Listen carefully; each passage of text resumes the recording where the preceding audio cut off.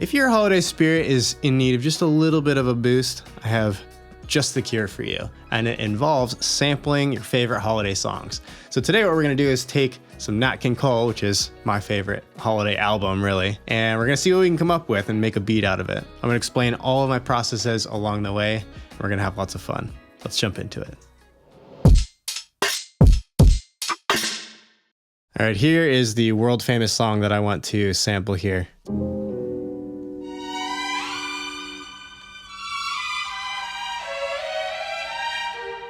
I'm sure you've heard that one a ton. In this song though, there's one particular section where Nat King Cole isn't really singing, and those are the best sections I think to sample, so this is the part that I'm talking about.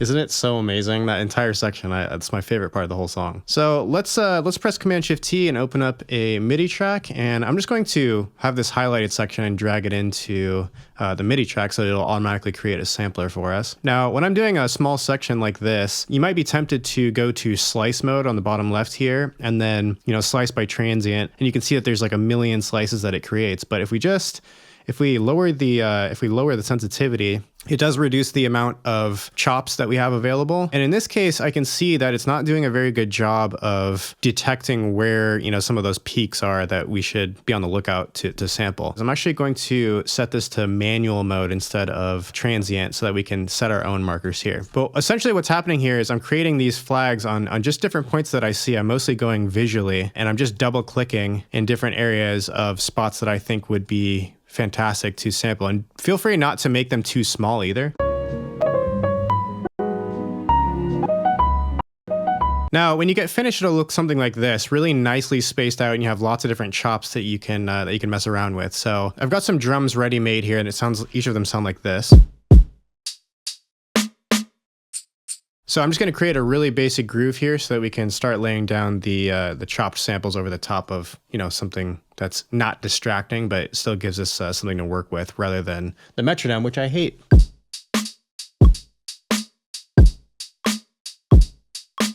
So I'm just going to duplicate this and make it twice as long, and then let's see if we can come up with some cool ideas for our sample here.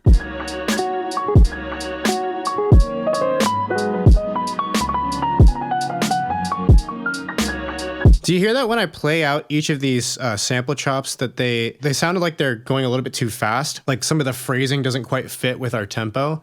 Instead of changing the tempo, what we can actually do is just lower the pitch and slow down each of the chops so that they kind of sound like they fit a little bit better. Let's see how this sounds.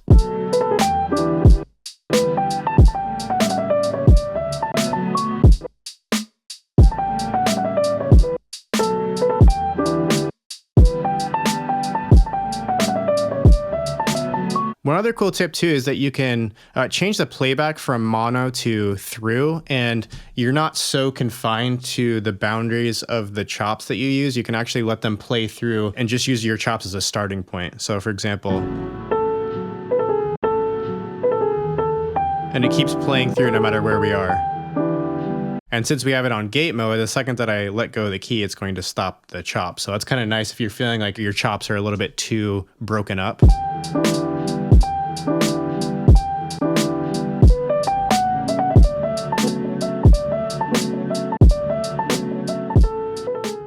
Yeah, I love this. I think those samples still need a little bit of work, but I think the main idea is there. So now I just want to add in some bass to really help reinforce those chord changes. So I think what we'll do is start with this very sort of subby deep bass sound that I have. It's a patch that I made in Operator. It sounds like this. And if you want to know how I made this, you can actually head over to a video we made called The Essential Hip Hop Bass, and I walk you through the entire thing. So let's lay down some bass and see if we can reinforce some of those chord changes here.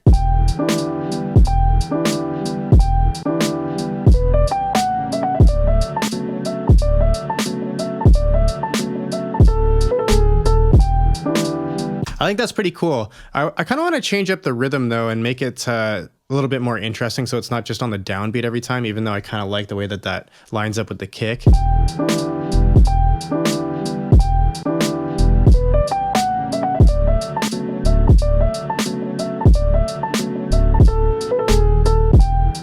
And then maybe now the drums could kind of reflect that change, and the kick could mirror what the bass is doing.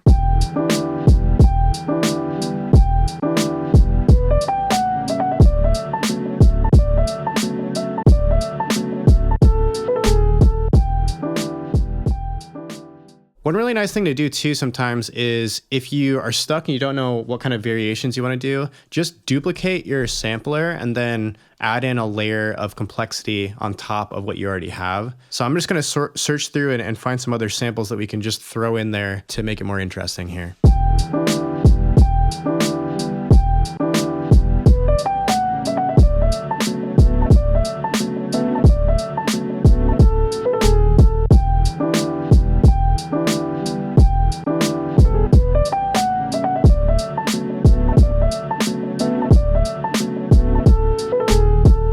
Well, I really like that because it kind of reinforces that chord right here. Check this out.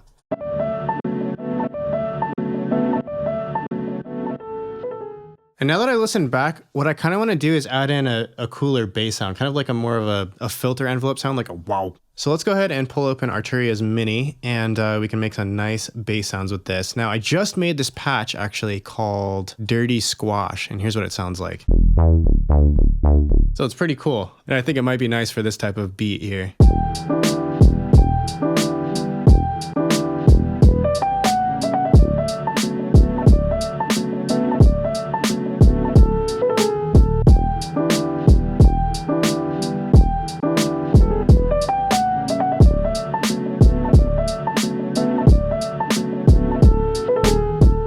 You know that when it's looping and you could feel like you could just like listen to it all day? It's probably a good sign. Let's get some shakers in there too.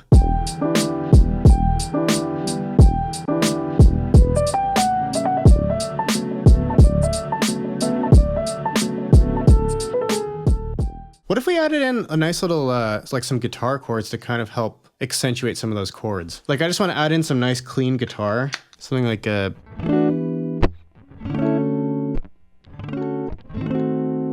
So let's lay down something like that.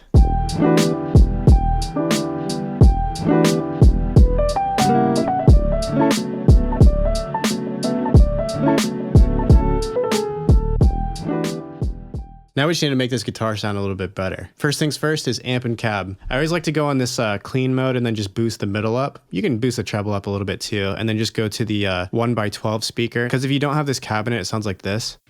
And it's just too bright, but the cabinet actually helps, you know, imitate or emulate rather the sound of the speaker, which makes things a lot less harsh and more natural. Next, we'll throw on this, you know, the world famous RC20 for some wobble and some space.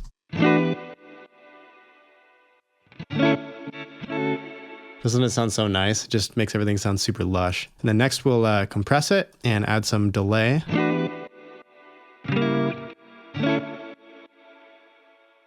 And then just adding in some chorus here. And let's see what it sounds like inside of the track.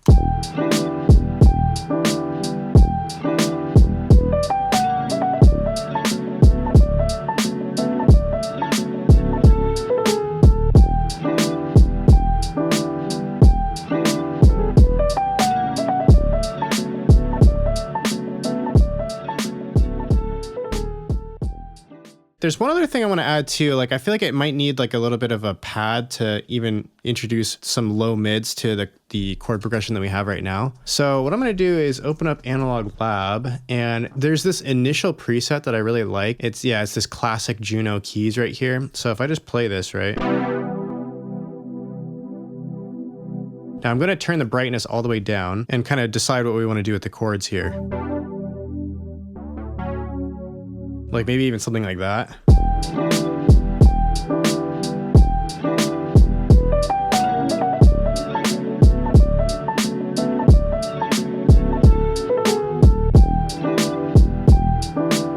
Yeah, something like that I think is pretty nice. It just kind of hangs there in the background and makes things sound a little bit more interesting. And again, I don't want to just introduce everything right off the bat. I want to give the listeners some time to actually enjoy what we've made so far and then help it evolve over time. So I'm just going to delete these and we'll save them for another section here. And then for the intro, I'm thinking maybe we can just drag this main loop over and possibly just filter it in the beginning. So if we just open up an auto filter and we go to our mix bus and just drag that on there, I'll just go to the band pass filter and see if we can do something like this.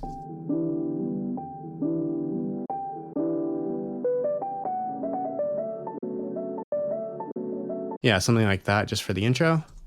And And we'll just make sure that it's on only during that intro part. And let's also actually throw in like a little delay here, right? Like right on this very last chop here, and then it will enter into the main beat, right? So let's throw a delay on there, and I'll do the same thing where I turn it off. I go to show automation in new lane, press B, and then just make sure that it's only on in the section that I want, which is that very last chop, which I think is right here.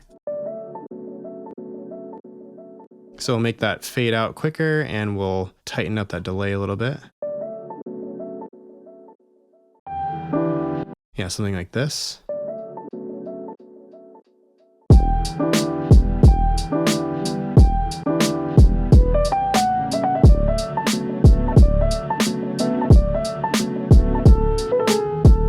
Just a nice simple way to start the song here. Now I did find a really cool piece of audio that I totally forgot about. I was recording some bass on something completely unrelated to this, and I just put it in to this song, and take a listen to what this is. It's just these really short notes.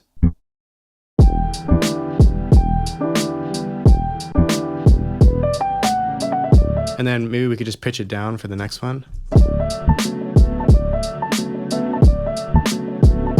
Isn't that such a nice like addition to the groove? Like,